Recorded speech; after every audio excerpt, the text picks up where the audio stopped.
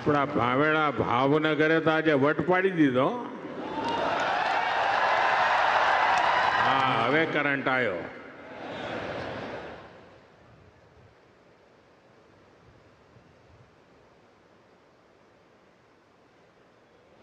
અહીંયા હું જોઉં છું કે પેન્ડોલની બહાર માનવ સમુદ્ર દેખાય છે બધો. इतनी बड़ी संख्या में आप सब आशीर्वाद देने आए, मैं आपका बहुत बहुत आभारी हूं. साथियों, एक कार्यक्रम तो भावनगर में हो रहा है, लेकिन ये कार्यक्रम पूरे हिंदुस्तान का है. आज भावनगर निमित्त है और पूरे भारत में समुद्र से समृद्धि की ओर जाने की हमारी दिशा क्या है, उसके लिए आज इस महत्वपूर्ण कार्यक्रम का केंद्र भावनगर चुना गया है. गुजरात के लोगों को, भावनगर के लोगों को बहुत बहुत बधाई. साथियों, अभी 17 सितंबर को आप सबने अपने नरेंद्र भाई को जो शुभकामनाएं भेजी हैं, देश और दुनिया से जो शुभकामनाएं मुझे मिली हैं, व्यक्तिगत तौर पर सबका धन्यवाद करना संभव नहीं है, लेकिन भारत के कोने कोने से और विश्व भर से ये जो प्यार मिला है, ये जो आशीर्वाद मिले हैं, ये मेरी बहुत बड़ी संपत्ति है, ये मेरी बहुत बड़ी ताकत है. और इसलिए सार्वजनिक रूप से मैं आज देश और दुनिया के सभी महानुभावों का हृदय से आभार व्यक्त करता हूं. यहाँ एक बेटी कोई चित्र बना करके ले आई है, वहाँ एक बेटा लेकर के आया है. जरा इसको कलेक्ट कर लीजिए भाई. इन बच्चों को मेरा बहुत बहुत आशीर्वाद. Thank you. जो लोग लाए हैं, मैं आपके प्यार के लिए मैं आपका आभारी हूं. आपने इतनी मेहनत की. धन्यवाद जी, धन्यवाद बेटा. थैंक यू दोस्त. और ये उत्सव के इसी माहौल में आज हम समुद्र से समृद्धि का महा उत्सव मना रहे हैं. ભાવનગરના ભાઈઓ મને માફ કરજો, મારે હિન્દીમાં એટલા માટે બોલવું પડે છે કે દેશભરના લોકો આમાં જોડાયેલા છે. દેશભરના લાખો લોકો જ્યારે કાર્યક્રમમાં જોડાયા છે, તો આપની ક્ષમા માંગીને મારે હિન્દીમાં જ વાત કરવી રહી. साथियों, 21वीं सदी का भारत आज समुद्र को बहुत बड़े अवसर के रूप में देख रहा है. थोड़ी देर पहले यहां पोर्ट लेड डेवलपमेंट को गति देने के लिए हजारों करोड़ रुपए के प्रोजेक्ट का शिलान्यास और उद्घाटन किया गया है. देश में क्रूज टूरिज्म को प्रमोट करने के लिए आज मुंबई में इंटरनेशनल क्रूज टर्मिनल का भी लोकार्पण किया गया है. भावनगर के, गुजरात के विकास से जुड़े अनेक प्रोजेक्ट्स भी शुरू हुए हैं. मैं सभी देशवासियों को और गुजरात के लोगों को भी बहुत बहुत शुभकामनाएं देता हूं। साथियों, भारत आज विश्व बंधु की भावना से आगे बढ़ रहा है। दुनिया में हमारा कोई बड़ा दुश्मन नहीं है। सच्चे अर्थ में अगर हमारा कोई दुश्मन है तो वो है दूसरे देशों पर हमारी निर्भरता। यही हमारा सबसे बड़ा दुश्मन है और हमें मिलकर भारत के इस दुश्मन को निर्भरता वाले दुश्मन को हराना ही होगा। हमें ये बात हमेशा दोहरानी है, जितनी ज्यादा विदेशी निर्भरता उतनी ज्यादा देश की विफलता।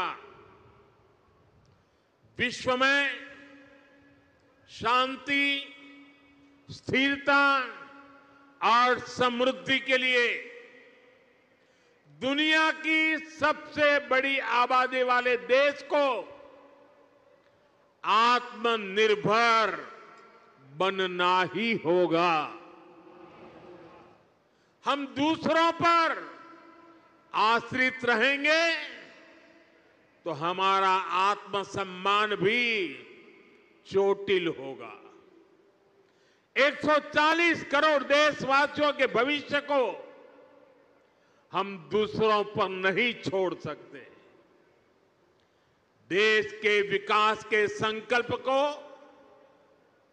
हम दूसरों की निर्भरता पर नहीं छोड़ सकते। हम भावी पीढ़ी के भविष्य को दांव पर नहीं लगा सकते। और इसलिए भाइयों बहनों, આપણે ત્યાં ગુજરાતીમાં કે भाई 100 दुखों की एक दवा। 100 दुखों की एक ही दवाई है और वो है आत्मनिर्भर भारत। आत्मनिर्भर भारत। लेकिन इसके लिए हमें चुनौतियों से टकराना होगा। हमें दूसरे देशों पर अपनी निर्भरता लगातार कम करते जाना होगा और अब भारत को आत्मनिर्भर बनकर दुनिया के सामने मजबूती के साथ खड़ा होना ही होगा। आज से देश के हर मेजर पोर्ट को भांति भांति के डॉक्यूमेंट से अलग अलग प्रोसेस से मुक्ति मिलेगी। वन नेशन वन डॉक्यूमेंट और one nation one port process अब व्यापार कारोबार को और सरल करने वाली है। हाल में ही जैसे हमारे मंत्री जी सर्बानंद सोनोवाल जी ने बताया, मॉनसून सेशन के दौरान पार्लियामेंट में हमने ऐसे अनेक पुराने कानूनों को बदला है जो अंग्रेजों के जमाने से चले आ रहे थे। हमने मैरीटाइम सेक्टर में अनेक रिफॉर्म करने का सिलसिला शुरू किया है। हमारी सरकार ने 5 मैरीटाइम कानूनों को नए अवतार में देश के सामने रखा है।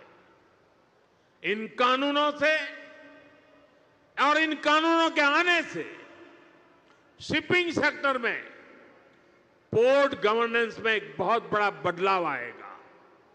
साथियों, भारत सदियों से बड़े बड़े जहाज बनाने में एक्सपर्ट रहा है। नेक्स्ट जनरेशन रिफॉर्म्स देश के इस भूले हुए गौरव को फिर वापस लाने में मदद करेंगे। बीते दशक में हमने 40 से अधिक शिप्स और पनडुब्बियां नेवी में इंडक्ट की है। इनमें से एक दो तो छोड़ दें तो ये सब हमने भारत में ही बनाई है। आपने आईएनएस विक्रांत के विषय में सुना होगा। इतना विशाल आईएनएस विक्रांत भी भारत में ही बना है। इसे बनाने के लिए जो हाई क्वालिटी स्टील लगी वो भी भारत में बनी थी। यानी हमारे पास सामर्थ्य है, हमारे पास कौशल की कोई कमी नहीं है। बड़े शिप बनाने के लिए जिस राजनीतिक इच्छा शक्ति की जरूरत है, उसका भरोसा मैं आज देशवासियों को दे रहा हूं। बिल्डिंग के जरूरी स्किल सेट पर भी फोकस कर रहे हैं। इसमें हमारे आईटीआई काम आएगी, मैरीटाइम यूनिवर्सिटीज का रोल बढ़ेगा। बीते वर्षों में हमने कोस्टल एरिया में नेवी और एनसीसी के तालमेल से नई व्यवस्थाएं बनाई हैं। इन एनसीसी कैडेट्स को नेवी के साथ साथ कॉमर्शियल सेक्टर की भूमिकाओं के लिए भी तैयार किया जाएगा। साथियों, आज का भारत एक अलग मिजाज से आगे बढ़ रहा है। हम जो लक्ष्य तय करते हैं उसे अब समय से पहले पूरा करके भी दिखाते हैं। सोलर सेक्टर में भारत अब अपने लक्ष्यों को 4-4, 5-5 साल पहले हासिल कर रहा है। पोर्ट लेड डेवलपमेंट को लेकर भी 11 साल पहले जो लक्ष्य हमने तय किए थे, भारत उनमें जबरदस्त सफलताएं हासिल कर रहा है। हम देश में बड़े बड़े जहाजों के लिए बड़े पोर्ट बना रहे हैं। सागर माला जैसी स्कीम से पोर्ट्स की कनेक्टिविटी को बढ़ा रहे हैं। साथियों, बीते 11 साल में भारत ने अपनी पोर्ट कैपेसिटी दोगुनी कर ली है। 2014 से पहले भारत में शिप टर्न अराउंड टाइम औसतन 2 दिन होता था। अब आज भारत में शिप टर्न अराउंड टाइम 1 दिन से भी कम हो गया है। हम देश में नए और बड़े पोर्ट्स का निर्माण भी कर रहे हैं। हाल में ही केरला में देश का पहला deep water container transshipment port शुरू किया है। 75,000 करोड़ से ज्यादा की लागत से महाराष्ट्र में वाढवण पोर्ट बन रहा है। ये दुनिया के टॉप 10 पोर्ट्स में से एक होगा। साथियों, आज समुद्री रास्ते से होने वाले ट्रेड में भारत का हिस्सा सिर्फ 10% है। हमें इसे और बढ़ाना है। हम 2047 तक दुनिया के समुद्री व्यापार में अपनी हिस्सेदारी को लगभग 3 गुना तक बढ़ाना चाहते हैं और ये हम करके दिखाएंगे। साथियों, जैसे जैसे हमारा समुद्री व्यापार बढ़ रहा है तो हमारे समुद्री नाविकों यानी सी फेरर्स की संख्या भी बढ़ रही है। ये वो भारत दुनिया के टॉप 3 देशों में आ गया है जो सबसे ज्यादा सी फेरर दुनिया को उपलब्ध कराता है और इससे भारत के नौजवानों को रोजगार के अवसर बढ़ते हैं। यानी भारत की बढ़ती शिप इंडस्ट्री दुनिया की ताकत भी बढ़ा रही है। साथियों, भारत की एक समृद्ध समुद्री विरासत है। हमारे मछुआरे, हमारे प्राचीन पोर्ट सिटी इस धरोहर के प्रतीक है। हमारा ये भावनगर, ये सौराष्ट्र इसका एक बहुत बड़ा उदाहरण है।